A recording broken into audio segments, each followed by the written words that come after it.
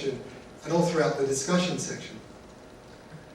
If you can avoid using these until you get towards the end of your discussion, it will have a lot more impact on the reader. It will make your work sound more important by using these very strong starts to a sentence. Discuss, explain what the possible applications, the real-world implications of your results are, of your work. And, if necessary, suggest future work. But don't do what many researchers have done in the past. Often you'll see statements like, more research is required on this subject, or further work is needed. They're very weak statements to make in a manuscript. They may be true, but there are better ways to say it. So this is an example that I've provided from this particular journal about how to talk about future work. Provide a justification of why this future work needs to be done. Why is it important that this work is done? Now, the great thing about presenting it in this way is that it acts as a preemptive defense against peer reviewers as well. If a peer reviewer is looking at your work and they ask you why this work needs to be done, you've already stated in your manuscript. You're aware that it needs to be done, but it can't be done at this stage, or that you may be conducting it at the moment.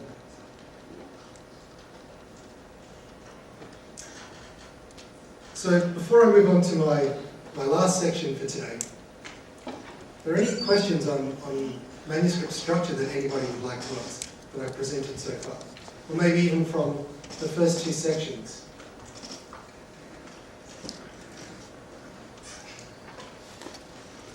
Do we have a microphone that we can... Actually, I've got one here.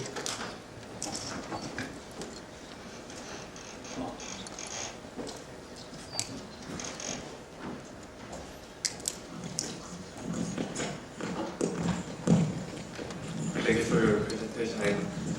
I'm a PhD candidate in electrical engineering, and actually my question is not about my major, but when I write the introduction section, I feel I recall many kinds of subjects that can be included in the introduction section, such as previous work, related works, and problem statements or background. That actually I can distinguish them from each other. So, and also I don't know which are necessary for the introduction section.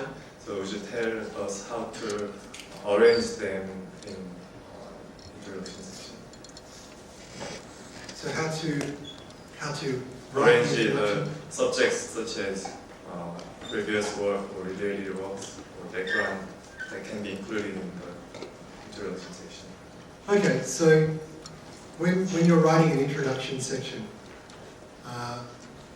as I said, if you think about it as having the beginning, middle, and end, at the beginning is when you talk about the previous work that's been done, very generally.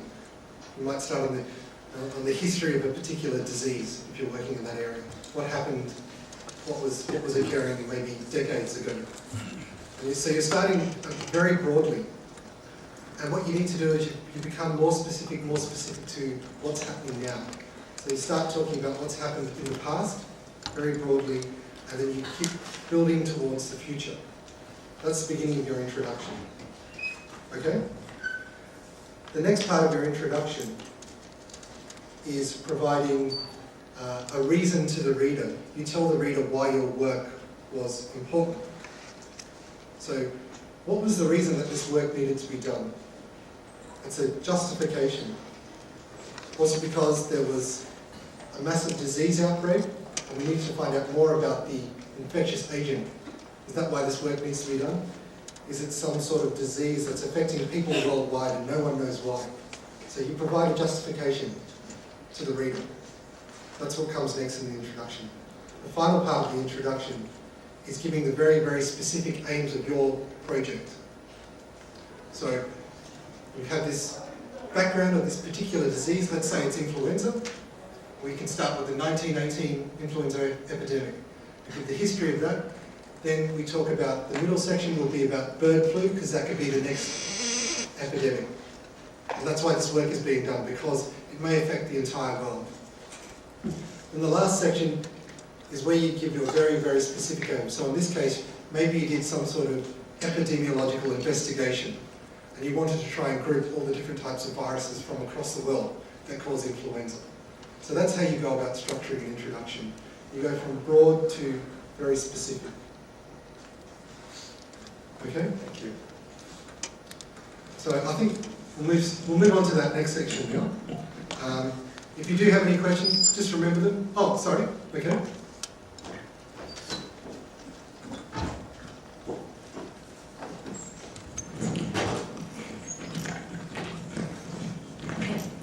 Firstly, I want to thank you for your nice presentation, and because I'm from computer science, so I'm very confused about the tense problem in the method in your presentation, because you stated I should write in method in past tense, but many computer people write their algorithm or procedure in present or present perfect tense. So what should I do? In different fields, so some of what I'm going to talk about to come in these slides, we'll see this, it differs between fields. In computer science, I'm aware that data is often presented differently. The way of writing is a little different as well. What you should do is look towards your target journals, look at how people present their work, look at how the other experts are presenting their work in the computer sciences journals. Things like lecture notes in computer science. See how people are writing and follow that example. If they are writing in the present tense for the methods section, for the procedures section, then you as a computer scientist should be doing the same as well. Also look towards the journal guidelines.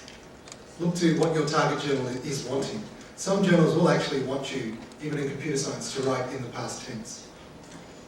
It just depends on your target journal. Okay, so you say, the target journal might state what tense I should use in the paper. Yeah. So look, it comes back to your reading. If you're reading articles in computer science in the relevant journals, you'll see how people have written previously. You'll see which tense they've used. That's what you should be using as an example. Okay, thank you. Okay.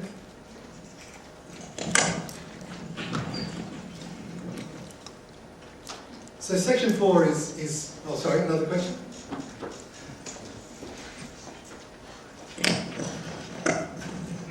Thank you for your presentation.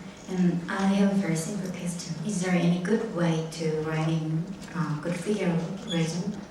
Sorry for writing a good figure legend.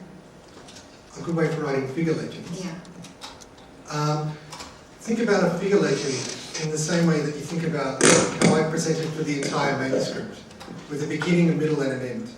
So you normally have a title for the figure legend, then you give the reader a one-sentence background, then you tell them what the figure's about, then you provide them with a conclusion of what you want to show. So all parts of your manuscript, all sections, even figure legends, think about beginning, middle, and end. Tell them 3 times. Introduce them to what the figure's about. Give them the relevant information that you want them to remember from the figure, and your conclusion about the figure. Okay? So section 4 is practical hints and tips that you can use in writing. Now this goes across many different fields and can be used not only in journal manuscript writing, it can be used in writing your thesis, almost any piece of writing. So I've said you need to make your work easy for the reader to understand. There is something called reader expectations. Readers want information in certain areas presented in certain ways. Now when it's placed in a way that's easy for them to understand, it helps convey your message. It helps our reader. Now, the expectations of readers, the best writers are aware of what these expectations are. And I'm going to present to you some ideas, some concepts They're not rules, but they're things that you should think about when it comes to your writing. Now, whenever I read something, I make a decision about something called readability. If I pick up a published article and I read it, and the first time reading it, I understand it straight away. I understand what the author is trying to tell me. I say it has a high level of readability. And this is what you want to aim for. You want your writing to have a high level of readability. So concept number 1, it's about the placement of verbs in a sentence. Now, I don't want to talk too much about grammar in this, because although grammar is important, just because a piece of writing is grammatically perfect doesn't make it readable, doesn't make it have a high level of readability. So let's think about verb placement.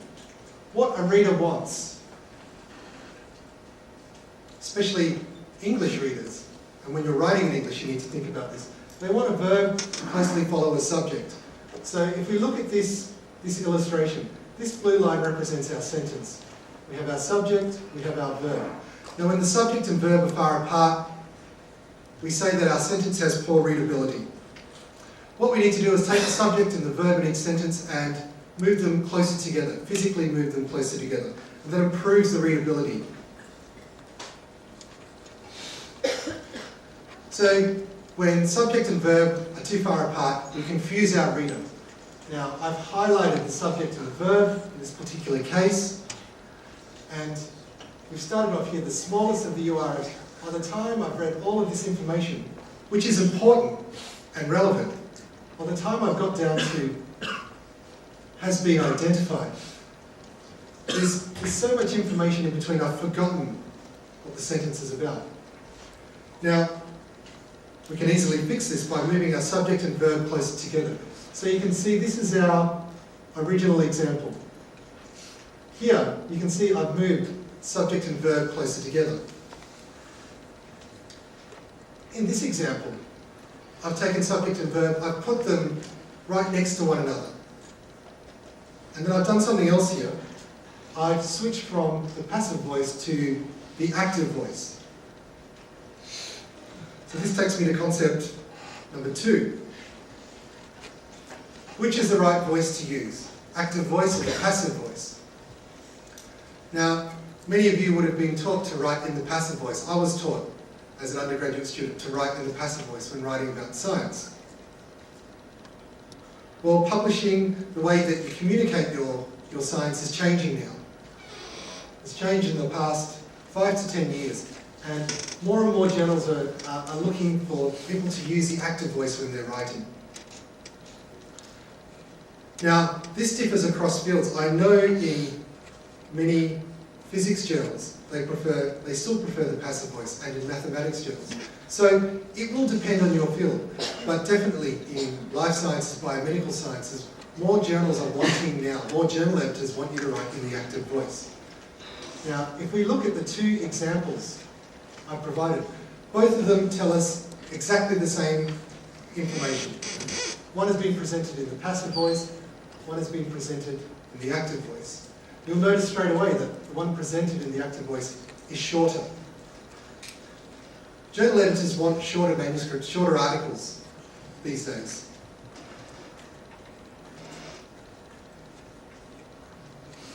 And the fact is that sentences written in the active voice are often more simple, they're direct, they engage the reader, they're very clear, and they're easy to read.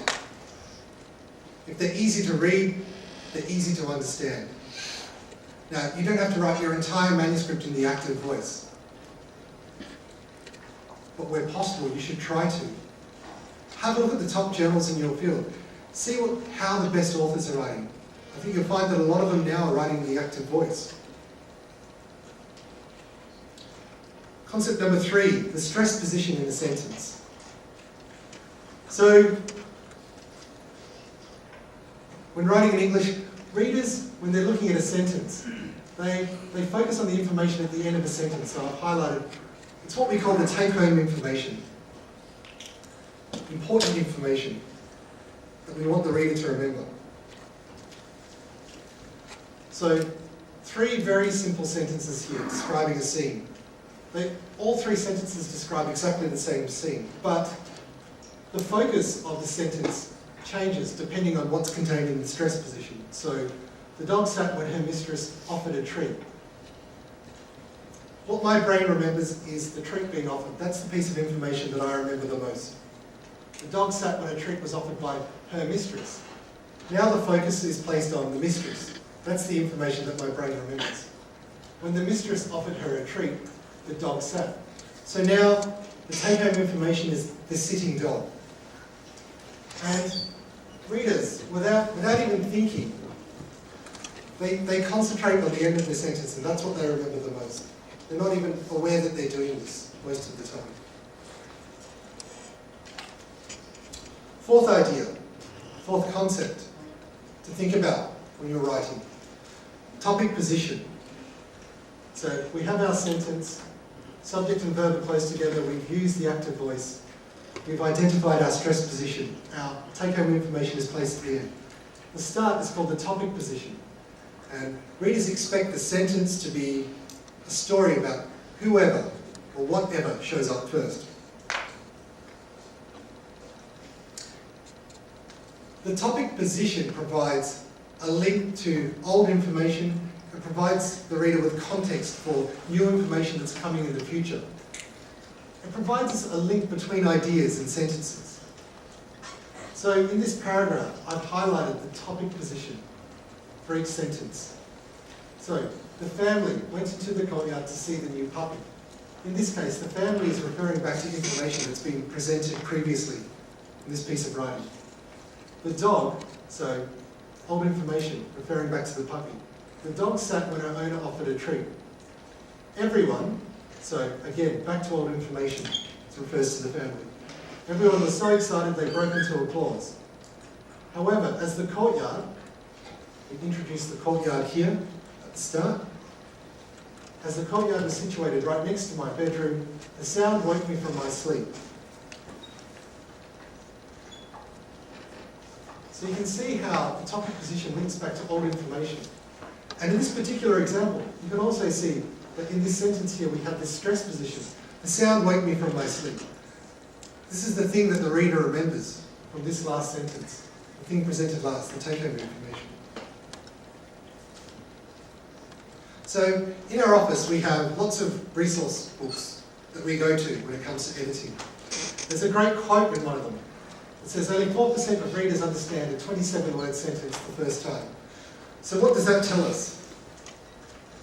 Well, if only 4% of readers can understand a sentence this long, obviously sentences 27 words or longer are too long. So think about our reader. Always think about your reader when you're writing. You want them to understand. So a reader should only need to read a piece of writing once. They shouldn't have to slow down their reading speed. They should be able to understand your logic immediately, especially if they're working in the same field.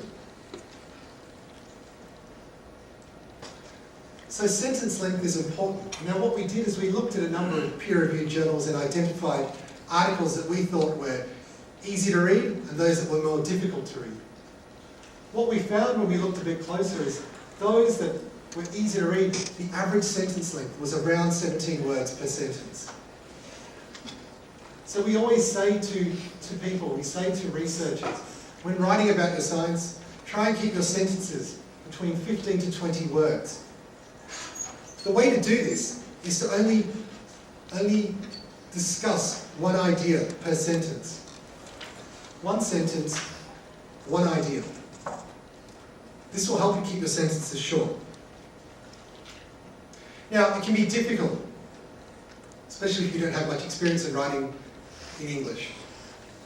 So we set some goals for you to try and achieve. Now, these are difficult goals, something that you can work towards. These would be difficult even for a native English reader or writer to achieve.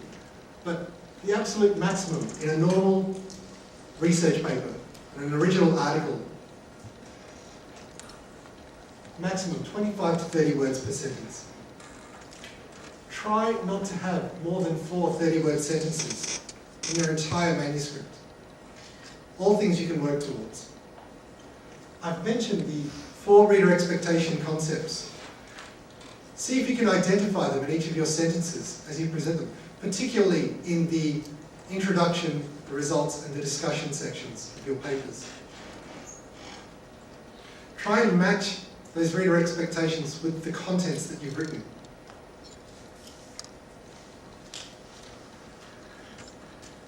Using simple language. Remember, science is very complex.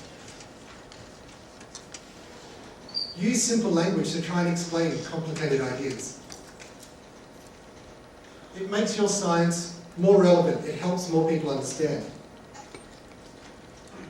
It minimises the amount of confusion. Use simple language to help as many people as possible to understand. Use the terminology that's appropriate to your field.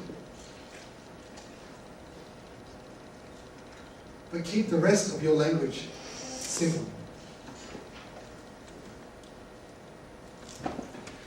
Now, you've written your entire manuscript. You've got your target journal. It's time for you to submit your work. Remember, the journal editors are researchers like you. Time is very precious. The amount of attention they have, it's not good enough that you send a cover letter like this. This is very similar to one of my first cover letters that I ever wrote. There's not enough information presented here. If there's an option to present a cover letter during submission, don't simply ignore it. The cover letter's the time where you get to try and convince the editor whether they should look at your paper or not, look at your manuscript. Often it's actually the cover letter that they'll look to first, not the actual manuscript. So you need to convince them, you need to sell. We say you need to sell your idea, sell your manuscript to the journal editor. So address it to the editor-in-chief or the section editor relevant to your field. State what the title is of your manuscript, what sort of publication you're aiming for, original research article, maybe it's a brief communication. Give them a brief background, the reasoning why the work was done, and description of your results. Don't just copy and paste the abstract, however. It needs to be shorter than an abstract most of the time. The most important part of the cover letter is explaining to the editor why you think your work is important and why the people that read this journal would be interested in it. And then provide your contact details, provide the corresponding author's contact details, so that if the editor has any queries, they can contact you very quickly. Now, I don't want you to read the details of this. You can when you download this presentation, but a good cover letter is addressed to the editor personally. You provide the title of the manuscript, what sort of publication. Provide some sort of background to the research. You tell the editor what you did, what the results were. Why would this be of interest to the people that read this journal? It's all the information you need to place in the cover letter. Now, I talked about peer review very briefly before. Remember, I said very few papers are accepted without any need for revisions. Be aware that it's not the reviewers that reject your paper or accept your paper.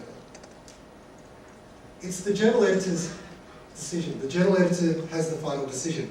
They base their decision on the comments of the peer reviewer.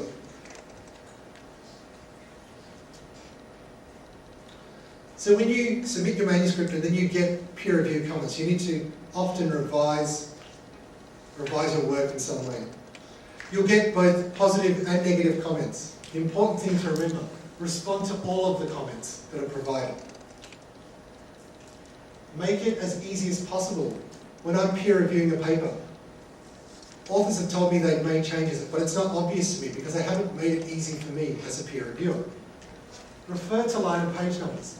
Change the colour of the text so that it's easy to see. Maybe highlight it in a bright colour so the peer reviewer can immediately spot where changes have occurred, where major changes have occurred in the manuscript. When reviewers suggest additional experiments, don't just ignore this. Often it's a statement by the reviewer. If you want me to accept this manuscript, if you want me to recommend it for publication, this work needs to be done, must be done. In some cases it may be impossible. Maybe you've run out of sample. If it's impossible to repeat the experiments, you need to explain very clearly to the reviewer why it's not possible. You don't have to agree with everything a reviewer says. Science is about an exchange of ideas. If you believe in your results, you think they're accurate, then you get to argue your point with the reviewer. But what you need to do when you're rebutting a reviewer's comment is cite previous references that back you up as evidence. It's important to comply with all the deadlines the journal imposes on you if you wish to speed up the publication process. So this is a template for starting a response letter. Now, when you download this, feel free to use this as a template, as the introduction to your response letter. Again, address it to the editor, thank them for assessing your manuscript, and tell the editor what major changes you've made to your manuscript in point form, in bullet form. Then we move on to the point-by-point response. So you'll have all the reviewer comments, positive and negative, that you need to respond to. When they're positive, it's normally enough to just thank the reviewer for their assessment. When it's a more substantial comment where they disagree with you, you have to make a decision whether you agree or disagree with the reviewer comment. Now, in this particular example, the reviewer's critical of a fitting function type of analysis these authors have done. Now, what these authors have responded with is they've looked back on their work, they've realised that their analysis was flawed in some way, there's a better way to do it. So they agree with the reviewer, they provide some explanation to show the reviewer they understand why the reviewer suggested this and why they should have done it in the first place. And then they tell the reviewer what they've done. So they tell the reviewer, we've actually redone this analysis using your suggestions. Now if we take this same comment, and in this case the reviewers disagree, the authors disagree with the reviewer comment. There's a certain way to go about disagreeing with reviewers. It's not enough to just say, I disagree with your assertion, I disagree with what you say, and then move on to the next point. So in this way, what they've done is they've agreed with the reviewer to a certain point. They said, we agree that the way you suggest is one possible way, but the way that we've done it is based on a previous publication. And a lot of the time, a reviewer may make a negative comment because they haven't fully understood your writing or why you've done something, because you haven't provided enough explanation or you weren't clear enough in your writing, in the manuscript. So in this case, they've added their justification and they told the reviewer where it can be found, of why they've used this particular model.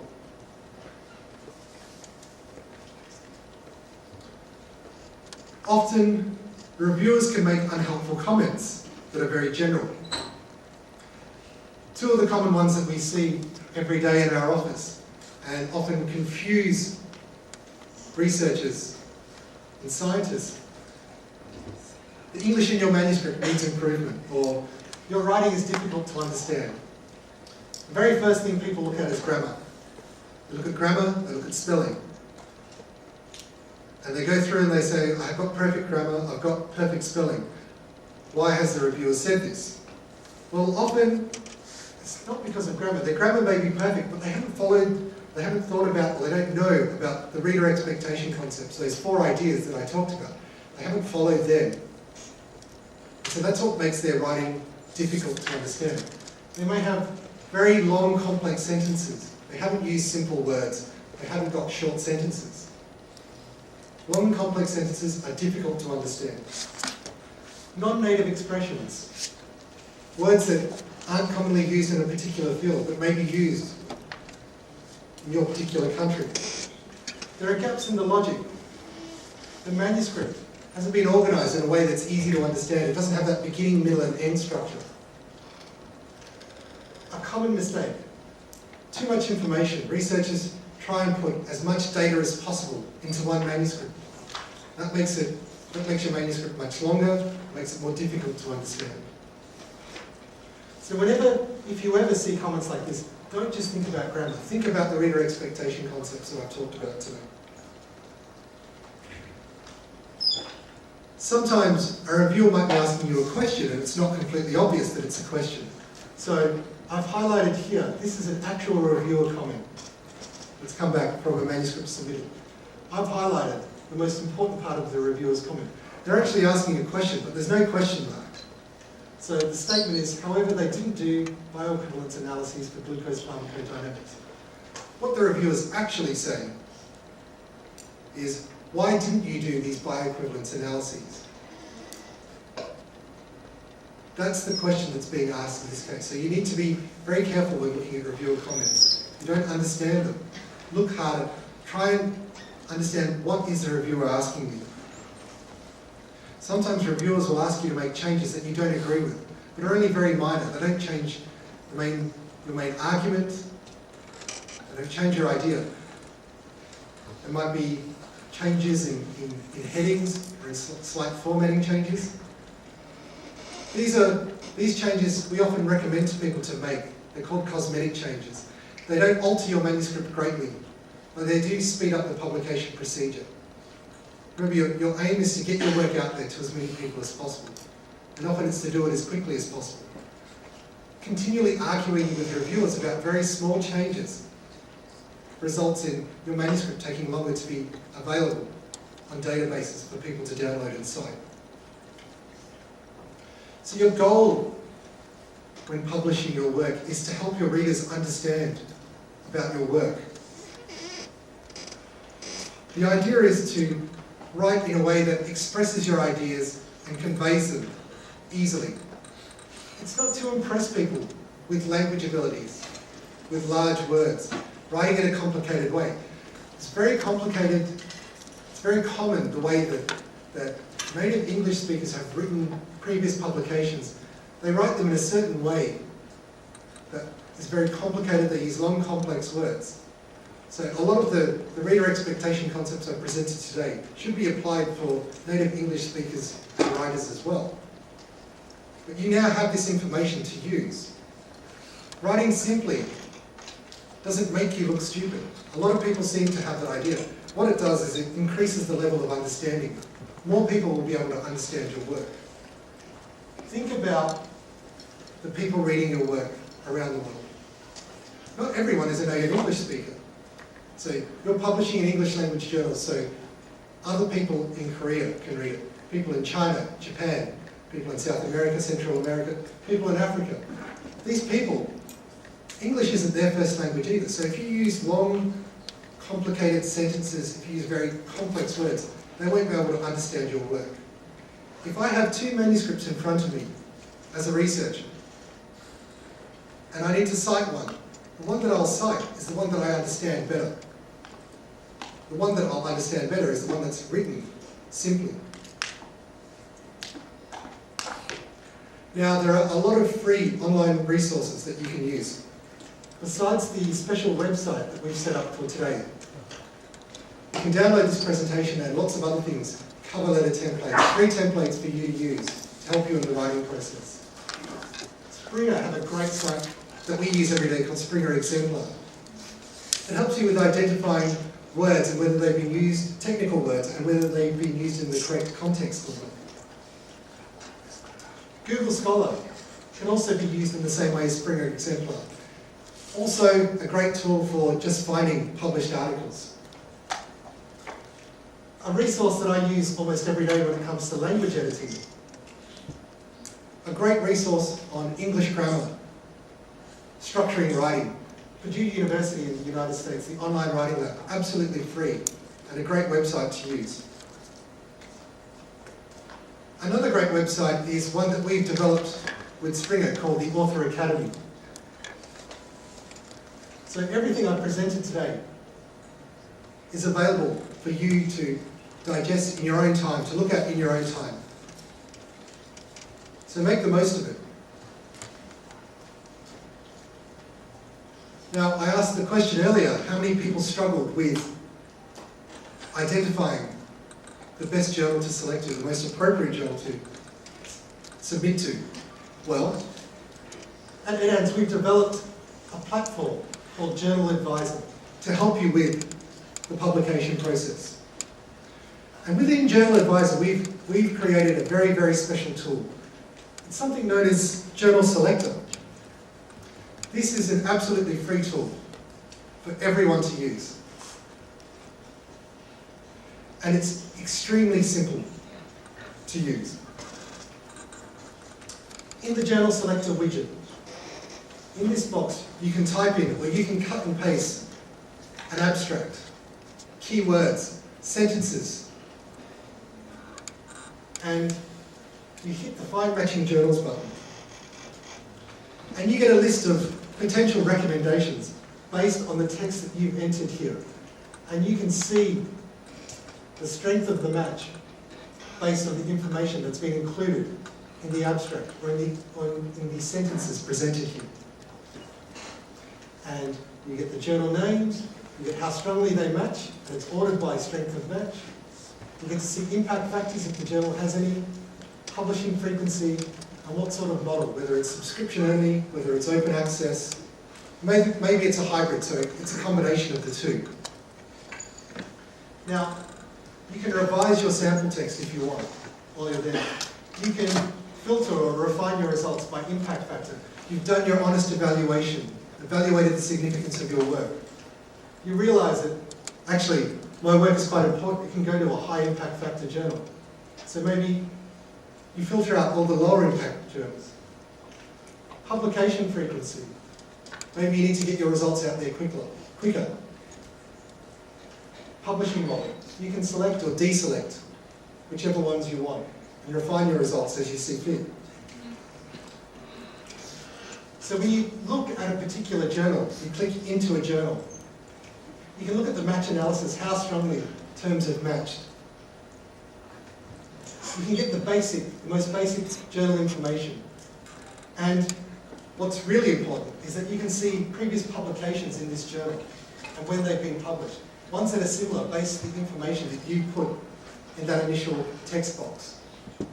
So if you get a lot of matches here, you can see that the information that this journal provides or has articles that have already been published, they might be interested in your sort of work. Now, there's no guarantee that the journal will accept your manuscript. So you need to make a decision. And you need to go from the journal selector, you can then go to the journal's website and make your decision based on all the information presented by the journal. Whether, yes, the journal selector, it's given me good advice, I should submit my manuscript here. So if you want to try out this tool, Journal Advisor platform with the journal selector, this is the website that you can go to. Like I said, it's absolutely free to use. There are lots of other free resources here, as well as some public educational videos. With that, I'd like to thank you for your attention today. Wish you luck with your writing. And if there are any questions, I know I've presented a lot of information today, but questions on anything about peer-reviewed publication or scientific publishing in general. Thank you.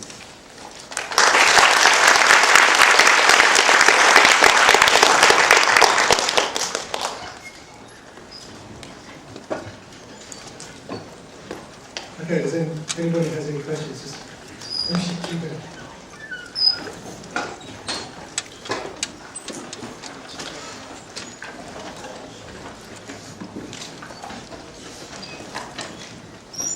First of all, thank you for a very nice talk.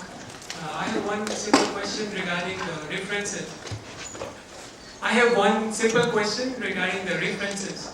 So how would you go about referencing? For example, normally what you find is you find a lot of articles in one research area. So how far you have to trace back? I mean, the early idea, do you have to pick the recent surveys or the recent reviews? So any comments about this? Okay, so when searching for references, you're searching literature databases, you're using keywords. when you first start out, you should be looking at the most recent review articles published and get a guide, get guidance from those review articles at what's the latest developments in the field and what original articles they've been citing, and that's by far the best way to get guidance. Normally in an original research article, I wouldn't advise citing a published article that was more than, say, 5 years old in your work. Different from field to field as to how far back you can go. The only time that you would go really far back is when you're looking at key studies. So things like Watson and Crick with DNA, you may refer back to that, and that happened in the late 50s or the early 60s. Things like the Hurt DNA extraction procedure in 54. They were key studies. People are still referring to them today. But other than that, you should try and keep your reference list updated and as current as possible. Okay? 또 질문 있으신 거 있으면.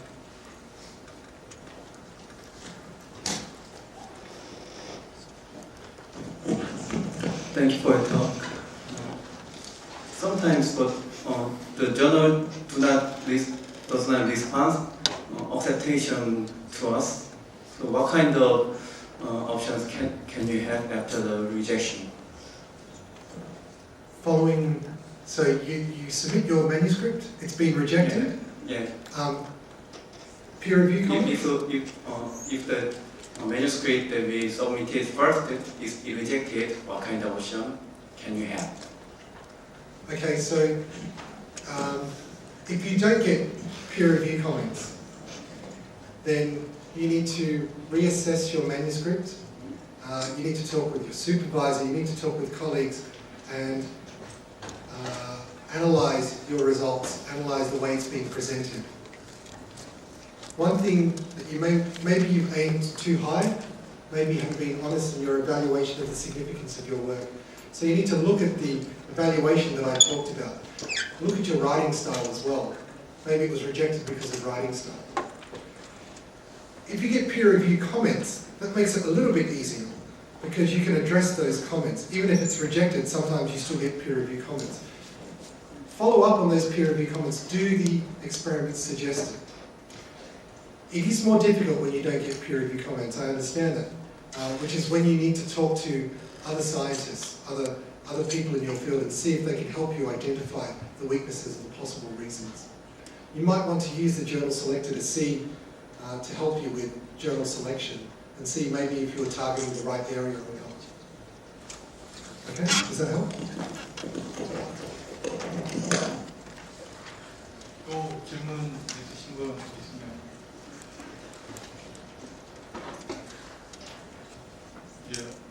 예, 없으면 이상으로 마치도록 하겠습니다. 감사합니다.